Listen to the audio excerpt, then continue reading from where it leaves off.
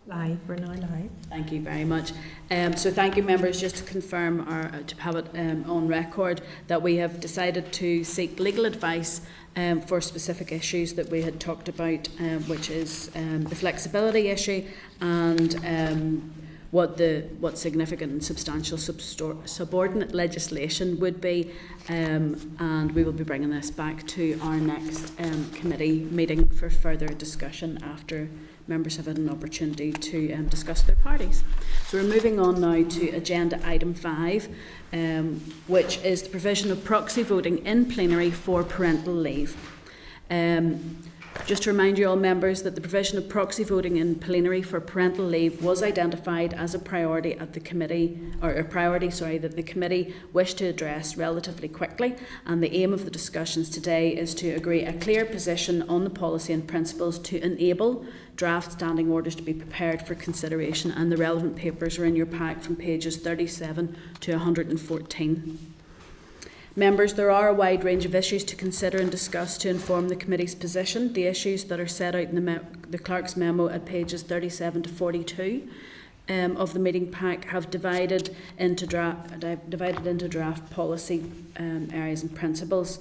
Members, you may want to include these in the standing order, and draft policy principles members may wish to include in guidance that would accompany the standing order. The approach sets out aims to provide a simple and straightforward scheme that can be put into standing orders with associated guidance as quickly as possible. It may be that some eventualities are not fully addressed, however, and if content with this approach, these can be dealt with in any future review of the standing orders and guidance. Members, the House of Commons, the Scottish Parliament and the Seanad have all adopted the approach of having a standing order that sets out the framework for proxy voting and providing the detailed operational administrative information in guidance. The advantage of this approach is that the guidance can be changed and updated relatively quickly compared to making changes to the standing order. The same approach was taken by the Assembly in the last mandate in relation to Standing Order 112, voting by proxy. Further information on the guidance issued by the other legislators has been provided at pages 43 to 47 and 84 to 114 of the meeting pack. We've already had these papers before. The information requested by the committee at the last meeting on proxy voting in the previous mandate under Standing Order 112 or 112 can be found at pages 48 to 66 of the meeting pack. So we have a lot of information, and we have spoke about this before. So members, I will now seek your views or comments on each of the draft policy principles that you may wish to include in any new standing order before moving on to the draft policy principles that you wish to include in guidance. So the first issue is the definition of parental leave and whether this should be included in standing order or put into guidance. The House of Commons and the Scottish Parliament have included it in the standing order, while the Seanad has included it in its guidance.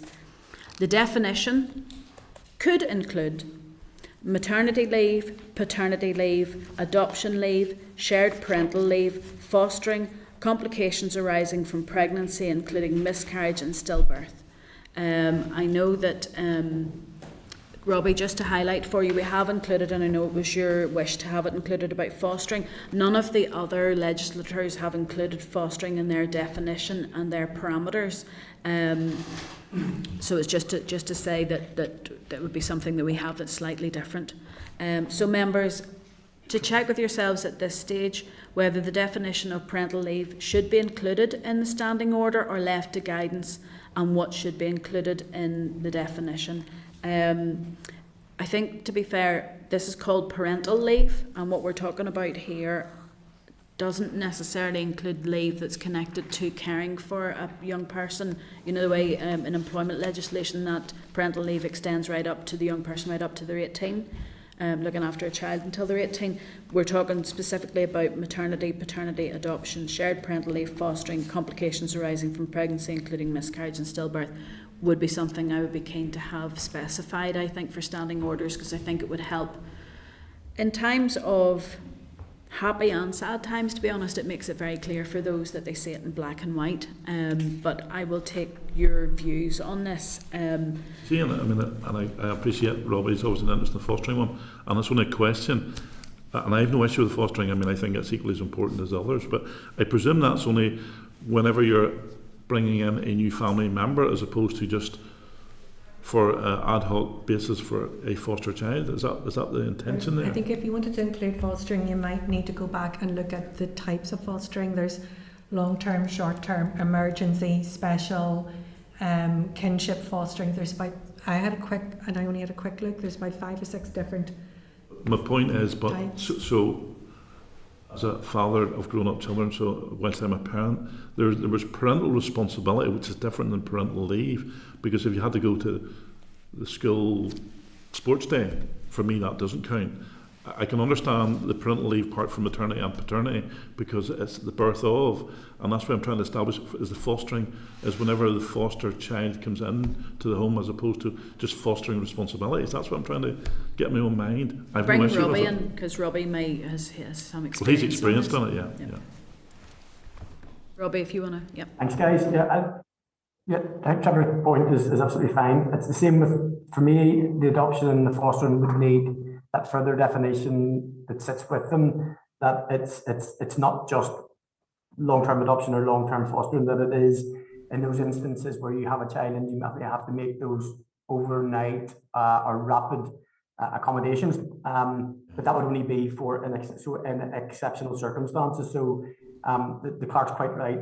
So if you are, as me and Belinda were, emergency, respite and short term, very often what happens is, it's not exclusive, but I think it's somewhere about 70% of children go into care over the weekend. At the weekend, that's sort of inevitably when children arrive at your home, and perhaps the most critical time for getting things settled would be like that Monday, Tuesday. So I think I would love, Chair, if we are the first legislature to put fostering in, but at the same time I recognise the need to be realistic about how we define that, and I do agree with Trevor that it's there sort of, not an extremist because that's too much, but my reason for bringing this forward to at this stage probably is even more so than when me and Linda were actually offering the fostering facility.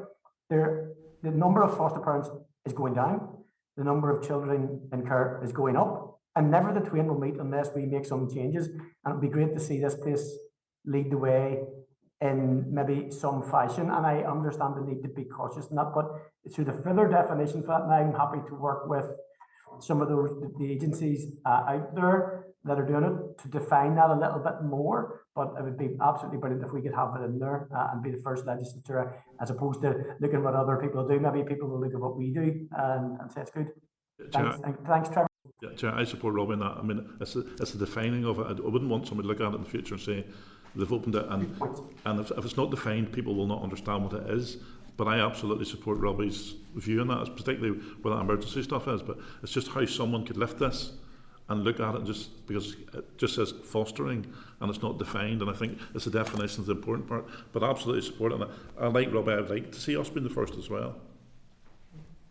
Members, just to say, I think all of this is going to need the guidance that will come with it to define it all. But I think it sends out, like the House of Commons and the Scottish Parliament included into standing orders their list of what was permitted for proxy voting for parental leave, and I think it sends out a lovely message actually to say a very clear in black and white what we've included in our list. So fostering would be in there, but the definition, I think, of what for instance, it just says proxy voting for maternity leave. It doesn't define how long maternity or paternity or adoption leave or anything else is. That would be for guidance, and I think, Robbie, your offer of the support from other agencies would be very helpful. One thing to just bear in mind is when the proxy voting is notified, so if there's an emergency situation, we will have to define, same as we had it during COVID, of when you notify the speaker and things like that. So we will have that included. But can I have, I think, I haven't heard from everybody, but maybe it's worthwhile now maybe just stopping and saying, has anybody else any other thoughts about that list that we may put into standing orders?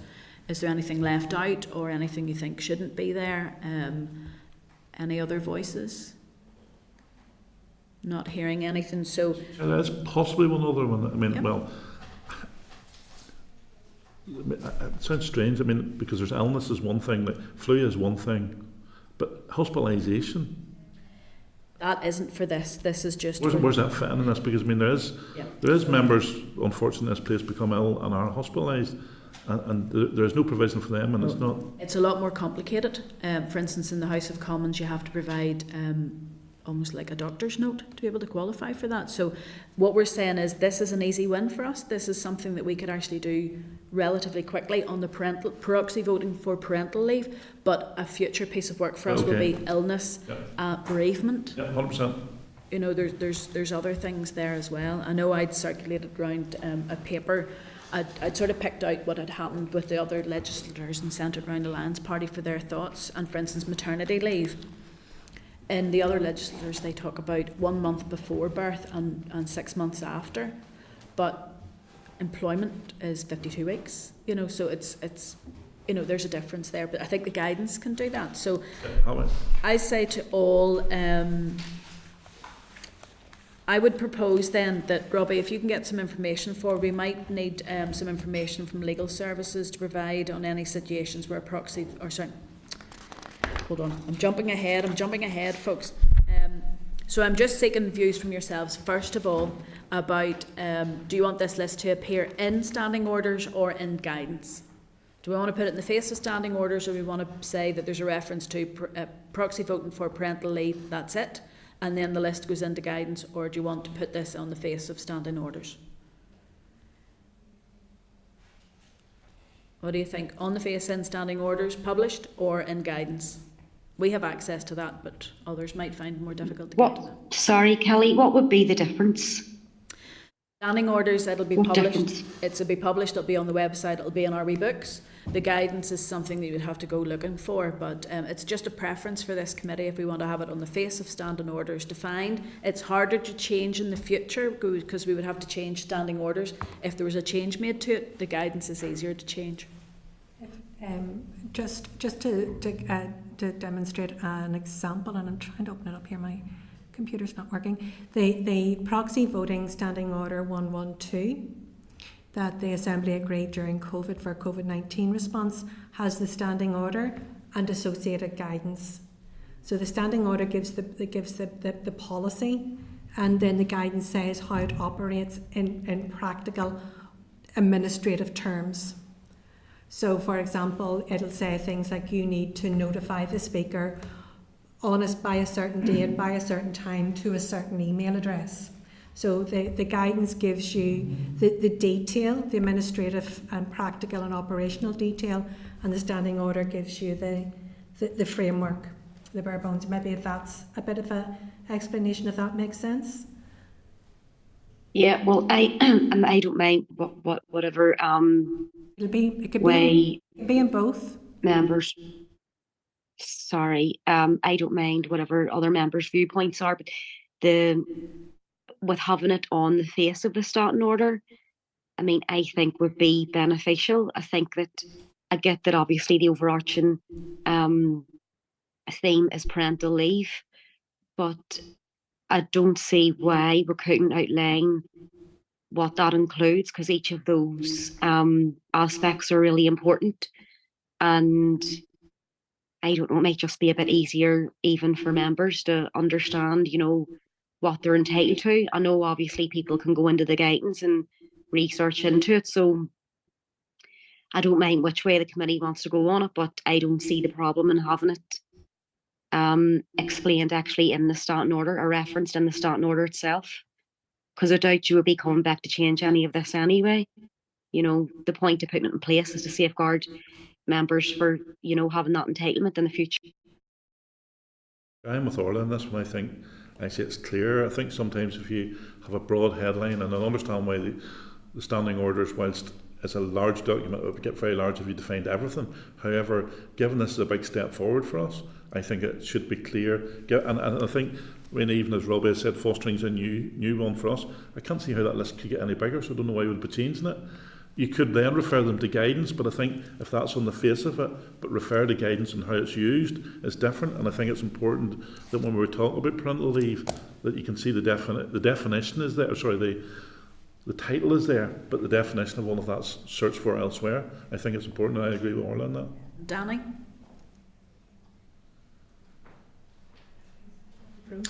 Yeah, thank you, Chair. I agree with both Orla and Trevor there. Yeah, the bare bones of this aren't going to be changing, and I think it's very good that we do have those definitions in standing orders. And then if anything does need to be changed, from what I understand, just from the conversations, um, the guidance on fostering then would it go into guidance? So fostering as a word would be in the standing orders, whereas the sort of more uh, defining fostering as a term then would be in guidance. Would that be correct? It wouldn't be defining of the term fostering, it would be when proxy voting could be used in relation to fostering. So that's where we will need to get a bit more legal advice and some information maybe from agencies who can help us with that. Is it when the child is placed? Or, you know, is it related to court dates or is it related to something else? Then that's where we'll need to get, so it's defined so the speaker is able to say proxy voting is permitted for that purpose. And then that bit would be in guidance? Yes.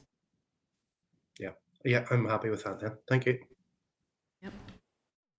Anyone else have any comment? Happy enough? To be honest, I agree with you guys. I think that having something like this, just like the House of Commons and the Scottish Parliament have, Orlia, sorry, your hand's up. Would you want to come back in again?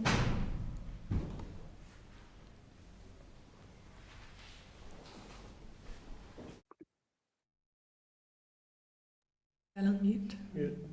Flashing on and off. I know. That's you. Oh, that's me. It took me a while. It wouldn't let me unmute there.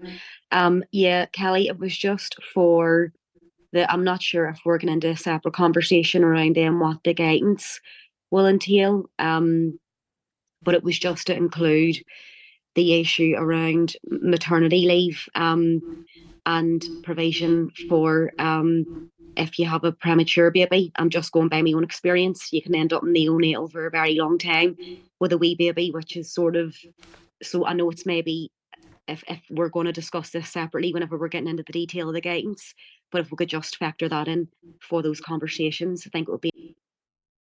Yeah, no, absolutely. That detail is going to be very key. I'm going to assume here, everyone, that we've reached the position where the committee is agreeing that we put into standing orders proxy voting for parental leave, and the list that we currently have is the list that we want to have in standing orders. If you guys have reached that position, then there are some, as you have said, Orlia, there needs to be something in guidance that will help to clarify that. So part of the discussions that can be then included, let me just see here. Do you want to do the guidance on that bit now? Yeah, have we got that? Sure, right? you see that part there, but see the last one there, the complications arising from pregnancy, does that not already really technically come under maternity anyhow? But it's in the guidance of what that means. No, but back to talking about on the face of it, if we're going on the face of it and we take that list, surely on the maternity, on the guidance or the definition would include the complications. Miscarriage or stillbirth could happen before the maternity leave kicks in. Okay. So, Fine. Yeah, it's all, yeah, believe me, this comes from other legislators as well that have looked at that. Of course, doesn't always mean they're right either. On this one, no, haven't But they been are agreed this with time, councillor. yes. They are. They absolutely are. I'm just looking here then at the guidance. What's our next then moves on the guidance on that? So the sort of things that we need to be considering then, I'm just looking at, have we got a copy of the guidance or the proposed guidance out for everybody? the guidance is, the information on the guidance is at paragraph 9 on page 40. That's where we started. And if you go down to the definition, which is duration and definition, which is at paragraph 10 on page 41, at the very bottom there. So that is how it's defined in a summary of how it's defined in the other legislators. It's all the guidance in the other legislator ties the duration and the definitions together. That is something that, to be honest, the guidance is something that we may want to bring forward. I know that my party, for instance, are looking at a replica of what is already in Northern Irish employment legislation, so that MLAs would not receive anything more or less than any other member of the public would be entitled to. That's just our starters for 10 on that one. So, you know, at the moment, the statutory maternity leave would be 52 weeks, up to 52 weeks. It's whether or not that's something that we would want to include in the guidance. The guidance will be produced by ourselves, well, the Speaker's office ultimately, but I think we can put our fingerprints on that to say what we would like, and that's going to be a harder discussion, to be honest, because I'm sure people will have different views on that. So you can see there on page 42, the Shannon's guidance, 7 months for the biological mother of a baby, the primary or single adopter of a baby or child, or the primary or single carer of a baby or child in a surrogacy arrangement, and 7 months for the biological father. So it goes into quite a lot of detail that they have included in their guidance. So that's something that I think at this stage we'll be looking for people to have a think about. If we want to put it on the face of the bill and have a standing order that says that proxy voting can be used for parental leave, and we've defined a list, then if we're putting it into guidance to explain for people what that means. So if the Speaker has agreed that a proxy vote can be used for someone who's off, for instance, on paternity leave, how long that is, what's acceptable, and so on. Okay. I'm just thinking about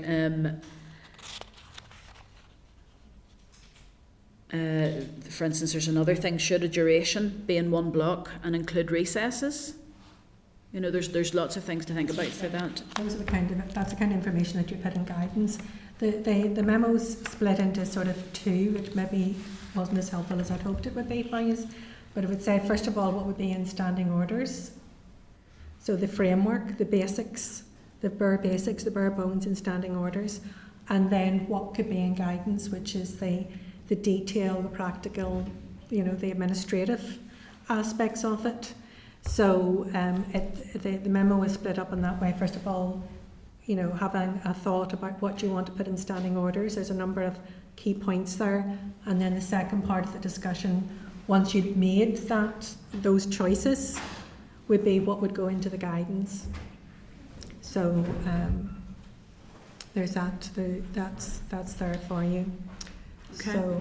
So what's the best way forward then for ourselves then, just looking to the clerks on this with regards to guidance? Do we need to write to everyone and say that we have, and I suppose I'll take the decision from the committee first. The committee, can I just confirm with you that you're content then for standing orders to have proxy voting for parental leave, and the list that is provided I've read out for you there, that it includes maternity, paternity, maternity, paternity, adoption leave, shared parental leave, fostering, complications arising from pregnancy, including miscarriage and stillbirth, is in standing orders and published in the standing order, as well as in the guidance, and that the guidance will then further define each of those.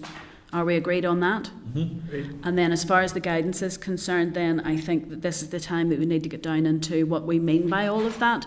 So maybe not this. Not, do that the next meeting? Yes, I think at this stage what I'll say to each of you is, I know I'd circulated around, I maybe circulate to yourself, Trevor, as well, just Alliance's thoughts on that. Not to say this is the way it has to be, but it's just our thoughts on it. I know we had included in that, we would have loved to have seen at this stage illness, bereavement, you know, official business from the Assembly being included, but at this stage we're just looking at parental leave. And I can circulate that round just if it helps start the discussion, but we'll not go into the detail of that at this meeting because there's a lot there. But if we're considering that that's the list that we're including for the parental leave at this stage, if your parties want to have a discussion on that, and then at our next meeting we'll come back to that again, because I think people do need time for that, because it's quite a lot. And even if you went for the full employment rights type move, I don't even know whether parties are okay with that one. William, apologies, your hand's up. Need to come off mute, William, sorry. Can you hear me now? Yes, we can, thank you. Okay, no, I think the guidance is going to be the key to this. And I think there were some difficult questions in relation to the guidance. I think it would be difficult to get put in place properly. I think that's the key to this.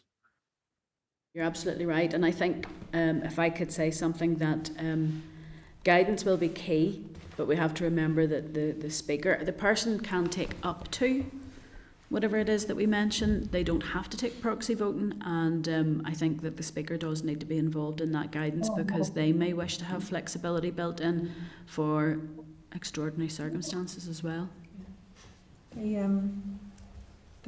The next principal members is maybe, because that leads you on to the not the thing went back there. That is on towards the one about speaking to the, interacting with the speaker about what he would like to see and do. Yeah, so we will be taking forward with the speaker, obviously, when we meet with them, about the parental proxy voting, and to ensure that the speaker's content with that. I know you're not wanting to get into it today, but I see there's one line in there about notifying the Speaker's office on a specific address.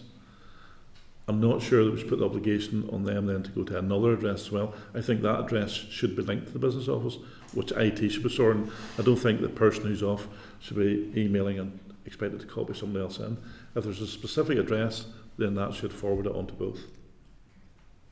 I will put that down. Make it to simplify the process as opposed to making it more difficult.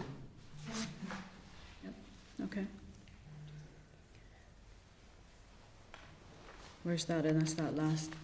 Isn't in that? There's reference there under paragraph 10. Notification, that's fine.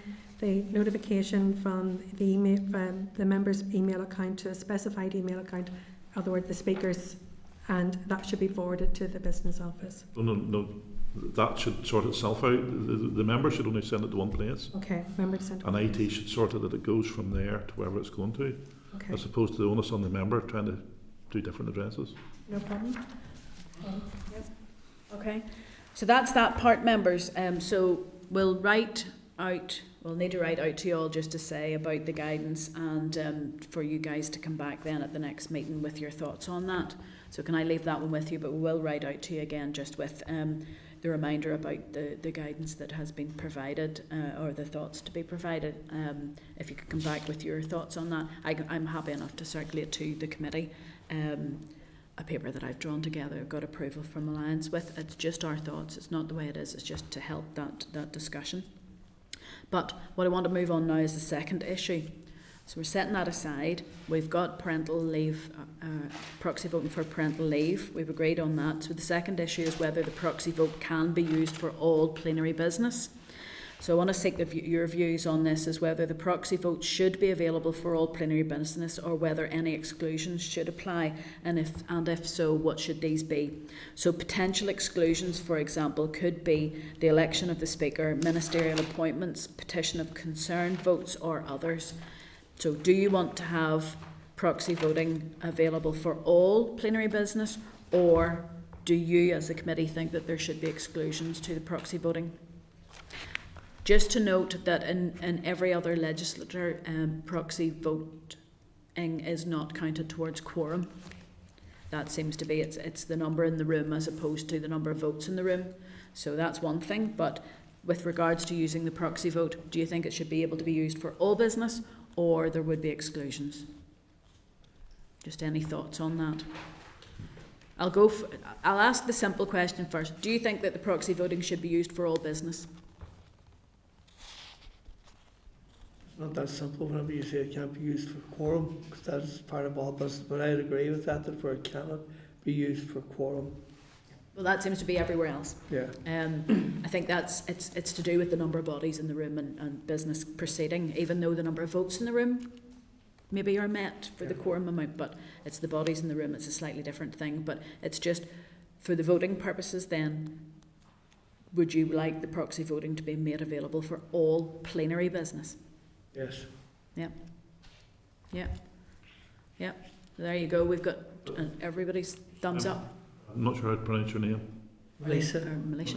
Well, you said something different. So Melissa. Right? Melissa. Melissa. I'm pronouncing it wrong. Melissa made a point there, but so the attendance, I can understand why you wouldn't count the proxy at the attendance, but surely if you have two members of a party, or indeed even you haven't, the person could still assign their vote for the vote if there's a vote to be taken in the committee with non-attendance. We're not talking about committees now.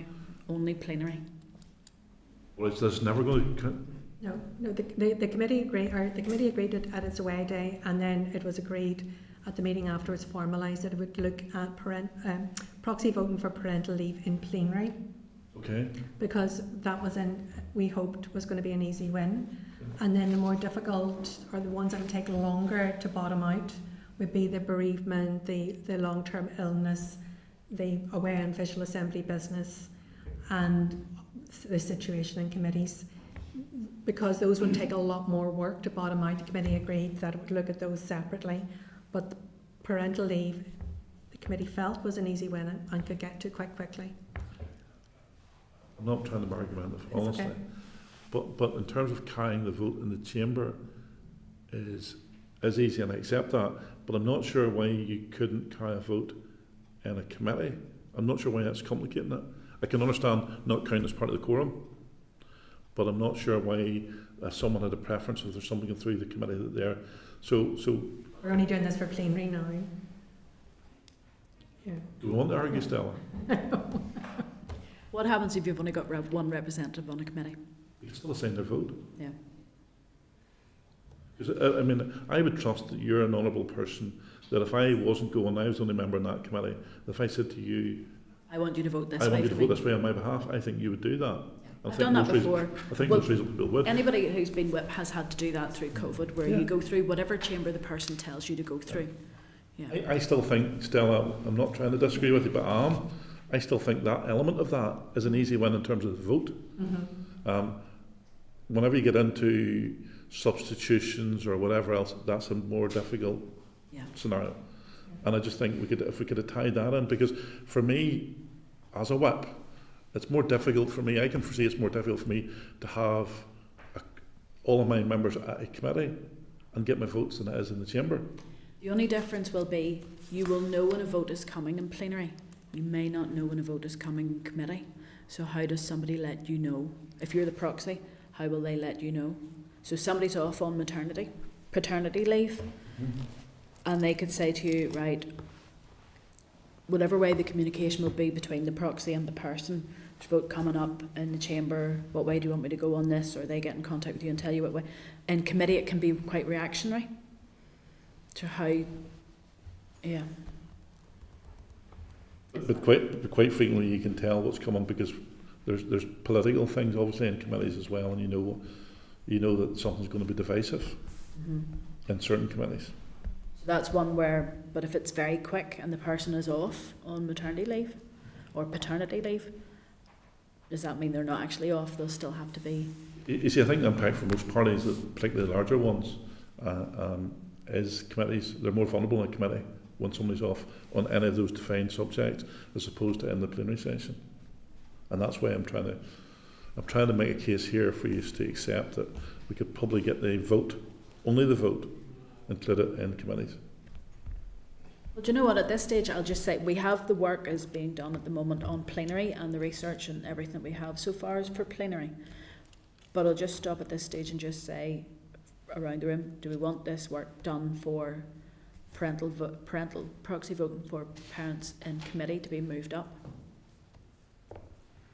Well, I would have thought actually in the case of plenary that it's like came step by step, that we deliver that first and foremost, and then we can come back and look at, we'll say, the implications of that then as far as committees are concerned. What do you think? We can still work on that to get it sorted out, just to make sure. You've heard me, Chair. I think to be honest, everybody's in agreement with you, Trevor, that we would like to see if there's parental vote coming in plenary, it should be there for committees as well. It's just a little bit more complicated than just bringing it in for committees, I think. I'm not sure what the complication is in that one.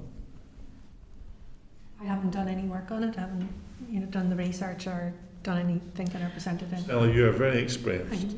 You have been around lots of committees. What I will say is I believe that there is no evidence of any other legislators that have used proxy voting in committees. So you suggesting, Chair, that we're going to be groundbreaking then? Yes, we would be in this one. Yeah, we would be. Because I think that was what Ray had was coming through from Ray's, is that there wasn't any evidence anywhere, so we would be groundbreaking on it. Let's do something early. Yeah, why not? I agree with you. I think it is something, if somebody is not going to be available, and they're being marked absent, as we know is happening with a member who has had a baby. My suggestion is sticking to this rigid list. It's not because I decided I wanted a lazy day and not coming to committee, I needed somebody to vote. There's still this the exact same defined list, maternity, paternity, and of all of those other ones that's there. I think that's where, in my peculiar mind, that makes it less complicated. I think it's just making sure, well, I suppose we won't be putting into proxy vote or into standing orders any rules about what happens between the proxy and the person, because that's their private vote and their arrangement. That would extend. There's a habit in this place, in other rooms, where parties or individuals who are not members of parties assign their votes to other parties. They don't know how the debate's going, but they've assigned their vote, particularly in the business committee. So they don't know the tenor of what's been discussed at the business committee, but they've assigned their vote to individuals. And that's not a standing order issue, that's... But it demonstrates that someone can give a vote for someone else to vote for them. I presume you probably carry people before profits vote. Occasionally we carry other votes. So people can assign votes for that purpose. But we're saying, in my mind, we're saying that's okay. But somebody's off having a child, but she can't assign her vote. Yeah, in committee. Yeah. Committee. I'm not aware of that at all, to be frank with the others. Like, whenever you say people before profits vote. Oh, I'm not sure exactly. I would have assumed, but you're aware that all your votes if you want. You're aware that you can assign your vote in the business committee to someone else. I wasn't aware of that. I'm not in the committee. So. Well, the officials will be aware of that. Yeah. Well, that grouping, I know that they have that. You know, the independents and the smaller parties. Yeah. So they can come to us and say, you take our vote to the business committee. But at this stage, we're back onto the plenary stuff here. So can we just are we just on this question first? Are we happy that the proxy vote is able to be used for all business, or should there be exclusions? All business. All business. Now I want to double check. I'm not being argumentative, but I do have a concern. I'm not too sure under the 1998 agreement that I think you have to be in the room for some votes. I think we need to just bottom that out with legal services, just to double check on that one. Well, that same agreement, and I'm not being argumentative either, would probably have extended to chamber, but we changed that to suit coronavirus. Very quick time. Yes. So it may already be that we've already covered that with corona, but I know cross-community voting, I think that there was something about you should be in the room for it, but can we double check that? Double check. Yeah, because I don't want to be putting something in that we say, if we're all in agreement that proxy votes should be available for all plenary business, and then actually it can't be. And the other thing I think we've loosely considered already is DFC. Not DFC, that new one, what do you call it? Windsor Framework. Yeah, the Windsor Framework. I thought there was already consideration that we need to treat them as a special child in terms of that. We've written to them to ask them for clarification on what it was that they wanted. The proxy voting may well answer that one, but it's because they are anticipated to meet a lot, but it may not be as much as they think at the start. But yeah, they're going to have issues with, and what were they? They were looking for not just proxy voting, they were also looking for substitution. It wasn't clear whether it was either or both, or what way they wanted it, so yeah. I'm not so sure of that one. Yeah. But exactly, we're waiting for them to come back on that one, but the proxy voting for committees may resolve that. Don't know. It may.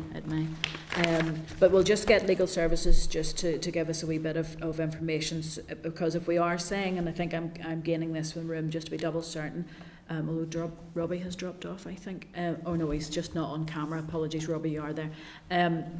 That we are content as a committee then that proxy voting for parental leave can be used in plenary for all business, unless legal services tell us that there has to be an exclusion. Yeah. Okay. Oh, right, okay, yeah. Okay.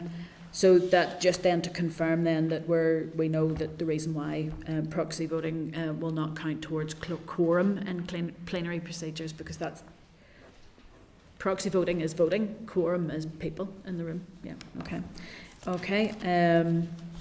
So the next proposed principle is that the MLA wanting to avail of a proxy vote must make a notification to the Speaker.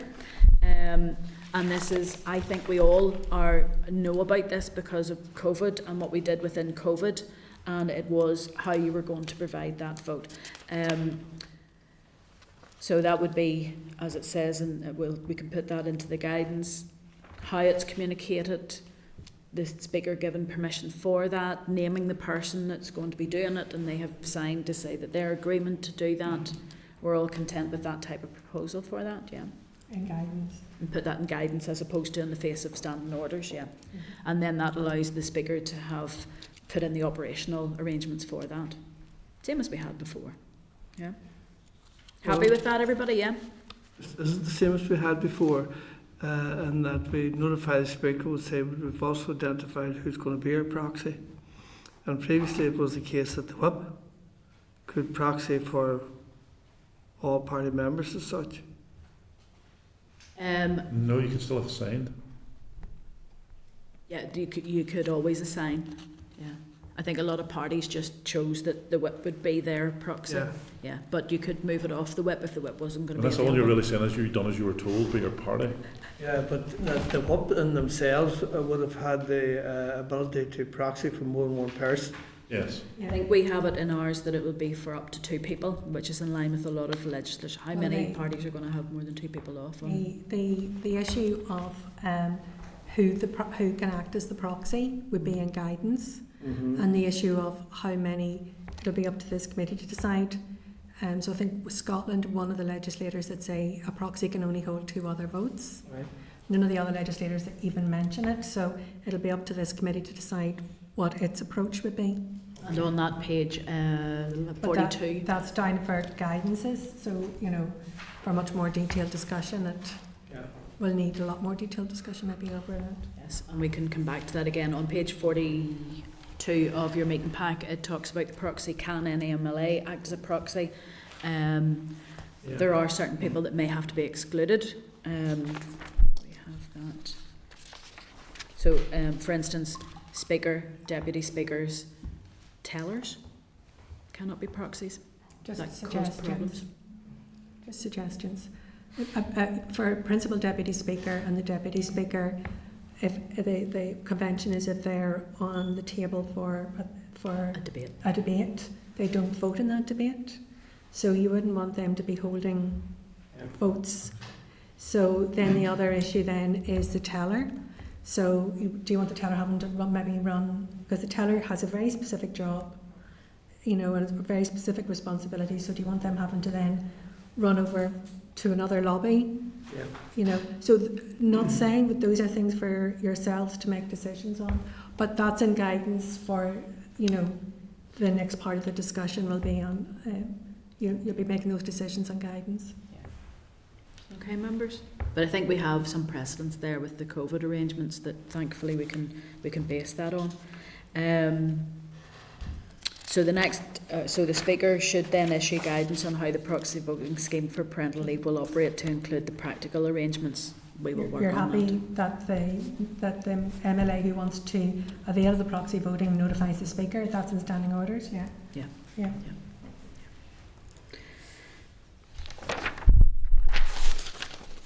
So the next proposed principle is that the proxy voting arrangements must be recorded in the plenary minutes of proceedings and in the official report. So it shows that the person has voted by proxy. Are members content with that? Okay. Doesn't go into why, it's just that they voted by proxy. Yeah, big thumbs up there, Danny. Right, so I'm going to try to recap on what we've talked about. So we're going for proxy voting for parental leave. We've got the list that we would like to appear in standing orders. We know that guidance is needed for that, and we will ask all of you to go away and think about what you want as the parameters for each of those different headings that we have now: maternity, paternity, adoption, so on, what that means, and what we will be putting into guidance that will help then for your members, for all of our colleague MLAs, to understand what that means and to make it very clear for the Speaker, that we believe that proxy voting should be available for all plenary business unless legal advice says otherwise, and that within the guidance will be very clear on how the arrangements for proxy voting will be spelled out. Members agreed on that? Agreed, yep. Yep, okay. Thank you very much. Whew, right, that was a lot today. Thank you very much, folks. Right. Do you want to write to the speaker? Oh yes, then, sorry.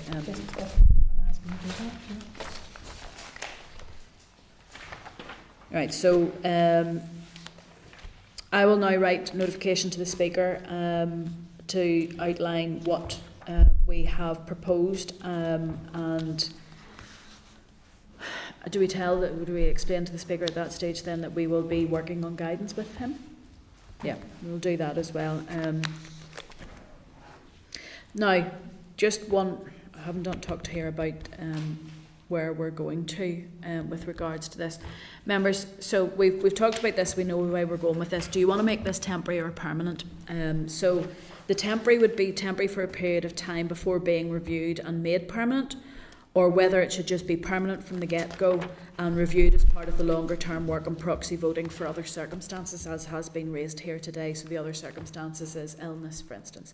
If the preference is for the standing order to initially be temporary, then a sunset clause will need to be given and included within that, and consideration should be given to the period of time. The possibilities for this would be 12, 18 or 24 months, but it is likely, well, it will be that it will come back to this committee, this format of the committee, to do that review, as opposed to passing it on to the next mandate, whoever the committee may be then. So I think, given the work that's gone into getting this done, I'm not sure why you would want to do it temporary. Okay, I don't think a woman's pregnancy is going to change in 10 years' time in terms of how it affects them and needing time off. So I think it's a permanent. Members, the proposal is that we make this permanent from the get-go. Okay. Now, we will be coming back to proxy voting again because there are other issues that we haven't introduced. As we know, we were going for the quick win with the parental leave.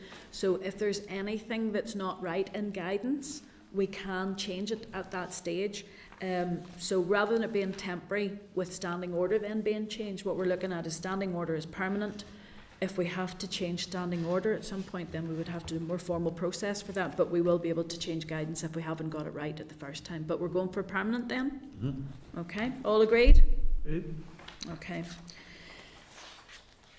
So I'm seeking agreement now that we have that for members to put in a request to Assembly Legal Services to provide a draft standing order and any associated legal advice reflecting this position. Are all agreed? Mm-hmm. Thank you very much.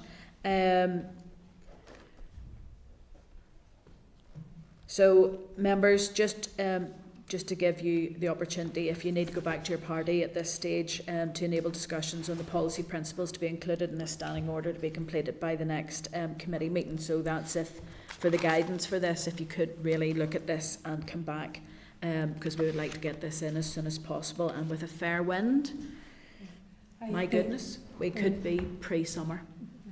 The draft policy principles that may be included in guidance, very much based on the guidance that was for Standing Order 112, is from page 40 onwards of that pack.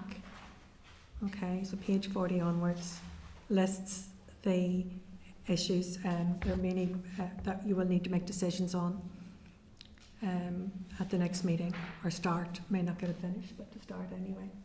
So members content then that I'm writing out to your whips and your leaders just to confirm that this is the approach that the committee's taken, because we do want to have all agreement on this when we get to the Assembly Chamber. Agreed? Do you want us to write to the independents as well? Yes, we want to write to everybody, I think, yeah, because it will have an impact on them too, on this one, yeah. So the discussions on the policy and principles for inclusion in the guidance on proxy voting for parental leave will take place at the next meeting. Again, if you need any more information, we've got a lot of paperwork on this now. Please do ask and you shall receive. So just in that letter that we're writing out to all of the groups, we will include issues to be considered in relation to the proposed guidance. for parties to come back on that. So it is a bit of a quick turnaround because the next meeting's a fortnight away. So if you could come back as quick as you can on that one. We will, of course, ask that the Speaker is asked for his views on the issues identified and any thoughts on the operation of the previous proxy voting scheme as provided for in 112, because we never know, it could have been an issue for the Assembly itself of how things worked.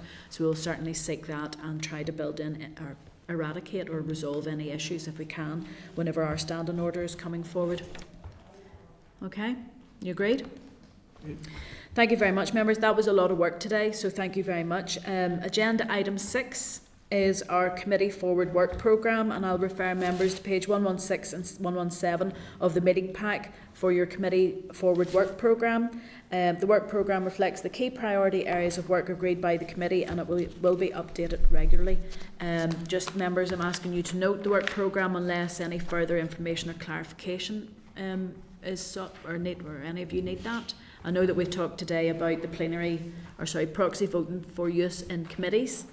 That looks as if that may well be coming up a little earlier than maybe anticipated. So we can certainly have a view on that once we get our plenary piece done, I think. Agenda item 7 then, members, is correspondence. Members, I'll refer you to pages 119 to 130 of the meeting pack. That's correspondence that has been received since the last committee meeting. So correspondence has been received from Miss Mairead McMahon, formerly of the Make It Happen campaign, asking the committee to consider the implementation of direct electronic public petitions at the Assembly. This correspondence is at page 120 of the meeting pack. Ms McMahon believes that the introduction of such a system would provide significant benefit to the Assembly, encouraging public participation in democratic decision making without the need for direct MLA sponsorship of such petitions, facilitating electronic submission and bringing the Assembly closer in line with surrounding parliaments. Members, I'm seeking your agreement for a response to be issued to Ms McMahon to set out the correspondence cover sheet at page 119 of the meeting pack. Are you happy with that? Yeah. Yep. Thank you. Members, the clerk to the Public Accounts Committee has written regarding its primacy over Northern Ireland Audit Office reports and outlining the subject of the committee's first 4 inquiries. The correspondence is at page 122 to 124 of the meeting pack. Members, I'm asking you to note the correspondence which is more relevant to statutory committees. Can I get agreement on that? Yeah. Thank you. Members, at the last meeting, we, just to remind you, we had agreed to write to the Committee for the Executive Office and the Committee on Finance to ask if there were any relevant matters raised during discussions on the legislative consent motions and common frameworks at a recent inter-parliamentary forum that either committee would like to highlight to this committee. The clerk for the Executive Office has responded, and the correspondence can be found at page 125 to 130 of the meeting pack.